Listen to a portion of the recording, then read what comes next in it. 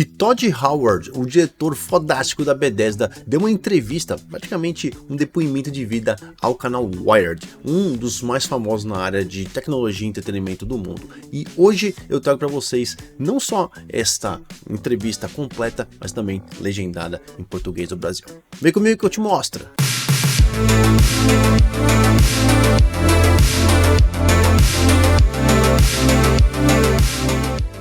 Salve senhores, salve senhoras, Leozeira na área, e foi o que eu falei, Todd Howard, o responsável pelo jogo Starfield, responsável por Skyrim, Oblivion, Fallout e outros grandes títulos da nossa carreira gamer, falou pro Wired, praticamente num depoimento emocionante ali, contando várias histórias da Bethesda desde sua criação, do seu início até os dias atuais. No vídeo que vocês vão conferir agora mesmo, na sequência, eu legendei em português BR para vocês. O vídeo tem mais ou menos uns 12 minutos, mas é um material incrível, uma das coisas mais bacanas que eu já vi. Para quem gosta de games, para quem gosta dos games na atualidade, para quem curte a Bethesda, quem curte o Todd Howard, quem curte Xbox e quem curte outras plataformas também, porque afinal de contas, no começo a Bethesda fez jogo para todo mundo e jogos fantásticos que na época soavam como coisas que a gente nunca imaginava diretamente no nosso PC. Dentre alguns dos pontos que ele comentou, ele explicou ali a história da Bethesda, que ela quase acabou, a compra da ZeniMax até o momento atual, com o Xbox sendo ali proprietária, Microsoft, né, proprietária da Bethesda, ZeniMax Bethesda, e Todd Howard consumindo esse sonho, esse desejo de fazer Starfield. E, claro, no final ele termina com uma frase muito incrível dizendo que se a gente vê ele de novo numa entrevista daquele tipo, vocês estarão vendo a caixinha do The Elder Scrolls 6 ali. Ótima notícia, não podemos deixar para aguardar o que vem pela frente com a Bethesda. No mais, fica com o vídeo aí e me conta nos comentários o que você achou. I am Todd Howard here at Bethesda Game Studios. You might know me from games like Skyrim, the Fallout series, and now Starfield, and I'm here to talk to Wired about some of the games that we've made. People don't know about this game. It's one of the first full 3D shooters where you look at controls today with mouse look controls and using WSAD. This is the first PC game to ever do it. I had just started at Bethesda. This is in the mid-90s. Team sizes were small. We're talking like 10 people, 12 people, tops. Everybody had to do a lot of different things. So I did a bit of programming. I was producing. I did level design. I became the sound effects guy. What's fun with this is the old manual that came with the game. And there's a sketch in the back. There's a lot of cool artwork here. And one of our concept artists did a sketch of the core team here, positioned as if we were the resistance in the Terminator world. And there's me in the back, and I remember David Plunkett here, the artist who drew it, just said, "Todd, I gave you the biggest gun." So, you know, a couple of these games, starting with Terminator, is the beginnings for me at Bethesda, and there's a couple of different phases and chapters in terms of the games we made, the platforms that we're on, and how everybody worked together. Daggerfall is a game where so much of it is a giant procedural world where we're relying on the computer to generate all of the content and put the individual things that we had built kind of in smart places around the world. Think about 3D today. That work is being done by GPUs. Here, it's all done on the CPU. How we built the world is we have a height map where you get a bunch of vertices at a certain period, and then you're building a height map for the landscape, and then instancing, building 3D objects that get replicated over and over on that height map. And believe it or not, it's how we build games today. It also pushes, for us as we do role-playing games, what kind of character that you're gonna create. So Daggerfall's character system really is this jump up in terms of defining yourself, what are the advantages of your character, what are the disadvantages of your character, and brings in for the first time the Elder Scrolls skill system that so many people know now from games like Skyrim. And this game had a lot of success, really brought the Elder Scrolls to a new audience. Redguard is the first game that I was the main project leader on. Didn't do that well. It's the last kind of DOS-based PC game that we made. It might be one of the last DOS games. It's right when 3D acceleration starts coming out. Really didn't hit a technology window, or a gameplay style. I mean, it's listed as an adventure game, but it's a true genre mashup. It has some adventure game elements. It has action game elements. It has some role-playing elements. I guess you could say at that time, we started making a lot of games instead of focusing, and none of them turned out really, really great. And the company was in a really difficult position financially, and I did feel responsible, and I kind of stepped back from it and said, it's a really good game. Where did it not resonate?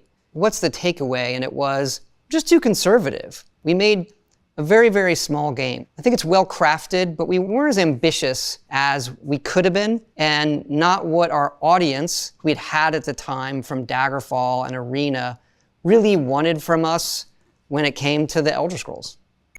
The company's struggling. We probably have one more shot if we're gonna stay in business, so let's go all in. The company was kind of sold to ZeniMax Media, a new company, and reformed around that. The decision came down, we're gonna have one team, it's gonna be under Todd, and we're gonna do Morrowind. We aimed very high. We were very, very ambitious to bring back the Elder Scrolls with a core team that we had, but taking the learnings from a game like Redguard, where we are hand building a world, but now we're doing it on a larger scale compared to the games people know today. It's actually still very, very small, but it's very, very detailed. And the other big thing that comes with Morrowind, we finally took it to console. So if we go back to the year 2000, Microsoft is thinking about creating the Xbox. And technically, it was great for us, right? It's a very PC-styled console, has a hard drive, so many things that we would be looking for in a console. And the big question was, how do we, translate the controls and all of those things? Fortunately, we are all here today because this game was a huge success. I was stunned. Obviously, it did well on the PC, but on Xbox at the time, it became the second best-selling game behind Halo. Instead of coming out with a quick sequel to Morrowind, why don't we take 4 years and really go ambitious again for the next console with hardware that doesn't exist? Team size now is getting up to around 60, 70 people. And this is a game where the core group from Morrowind was still here. We could build on that and be ambitious. We changed the technology hugely again, getting into pixel shaders, we're having to guess on hardware. So whenever you're doing technology in your own side of massive amounts of content and art and design, and then you have a moving hardware target, it's the most difficult game development or any type of exercise that you could do as it comes to tech. There was a moment we were making the game with Xbox where that console didn't have as much memory as we wanted. And when they finally called us and told us that they were doubling the memory on the console they were shipping, we threw a party here. And I have never seen programmers look so happy in my entire life. This was a game that, for many reasons, it vaulted us to an audience we had never expected to see on the PC and the Xbox. Comes out later on PlayStation. And it really starts this other era of games for us, the 360 era. We were asked, what else does the team want to do? What do you want to do, Todd? It'd be good to have more than one franchise or one game every 4 to 5 years. At the top of our list was Fallout. It was a series that we had loved, that had come out a while ago, and we were able to get the license. This game comes out, I believe, about 2.5 years only after Oblivion. Uses a very similar technology base that we had built. It's our second game on the Xbox 360. One of the things that happens with games is knowing your tools, knowing the level of technology, and getting your whole team used to working with that pays big dividends. It's also really special because we're picking up a franchise that we hadn't worked in before. It's very new for us, it's very exciting, but how is it going to resonate when we translate basically somebody else's work the way we would do it or the style of game that we enjoyed best? And this game was even more popular than Oblivion. Some of that audience came with us, and it also found an all new audience because yes, there's post-apocalyptic things in movies and literature and games obviously, but really there's nothing like Fallout. It's the world before the bombs fall.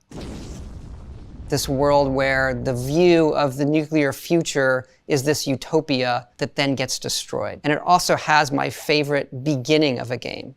This idea that when you leave the vault, you had spent your whole life there. And how do you make the player feel that way? So us jumping through this montage of these periods of your life think it's on your first birthday in the game. When you're a baby and you're able to walk around, you press the button and the baby says, Dada. That's actually my son on his first birthday that I recorded saying that back to me. So very special game for me. Well, I think the one we're best known for is Skyrim.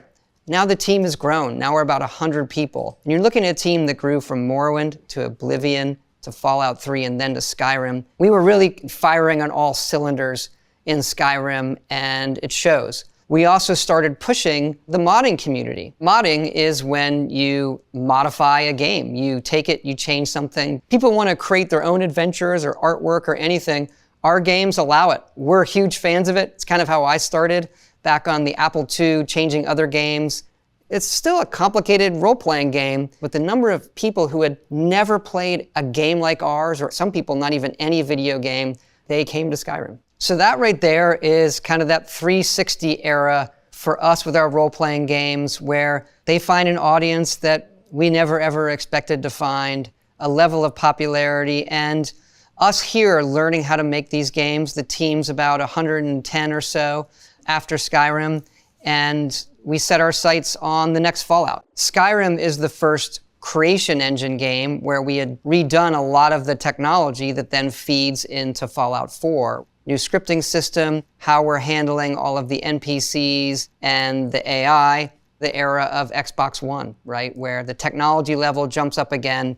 And we had a very, very dynamic world with this game. If you look back in Morrowind, we have NPCs that feel believable for that era, but they're pretty much standing around. They're signposts. As we go into Oblivion, we push that. The NPCs could wander around. They had day-night schedules. They went to bed. You could poison them by stealing all the food and then just putting poison apples around. They would decide to eat that. Fallout 4, it does feel like a good action game in your hands, but it has those RPG systems. Everything can be used for crafting or used in some respect. So everything you pick up has these base components. Build your own settlements, modify your guns, modify your power armor. Minute to minute, I think Fallout 4 is a huge success for us for just how a game feels in your hand. This is an all-new experience. The most ambitious game that we've made, and the scale of it dwarfs everything that we had done so far.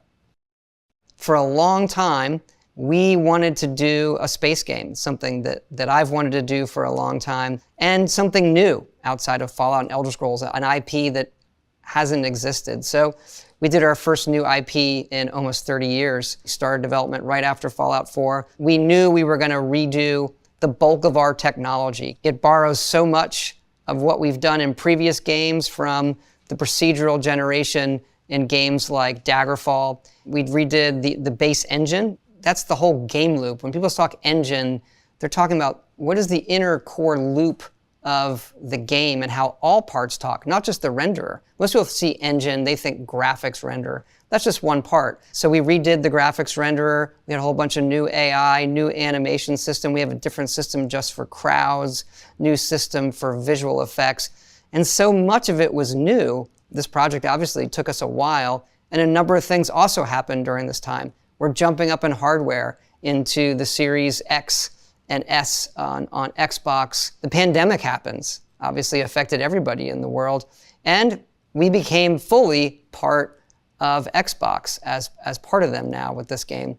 You know, each of them on their own create a challenge. All of those things together made this one a challenge, but one that was really, really thrilling for all of us here. And if you see the original pitch of Starfield, go back 10 years ago, the tone, the way the game feels really, really sticks to it. Look what I made here. After Redguard, the company changes, and now we're part of ZeniMax. We almost had to reset ourselves and who we were coming into Morrowind. These share a very similar technology base, in the same way these share a technology base, and now this does. If we meet again, there'll be an Elder Scrolls 6 here. You're talking to me, but there's 450 people here. And we still have people that work on 76 and a team there and doing updates for these games. We have about 250 on Starfield. These only exist because of all of those people and us working together. That's why the games are so big. That's why there's so many moving parts and so many interesting things that people will find, is that comes from everybody here, and all of them putting something special of themselves into it. you know, seeing it visually, even though they're obviously digital, the boxes make it tangible. These are these things, they have kind of their own personalities. And I'm going back and picturing the faces of the people here that I've made them with. There have been so many people that have been on the journey with us here, and can't wait to continue it together. E é isso, curtiram? Já sabe, comentários comigo aí. No mais, eu sou o Leozeira, vou ficando por aqui, logo mais tem mais vídeos. Beijo no coração de vocês, fui!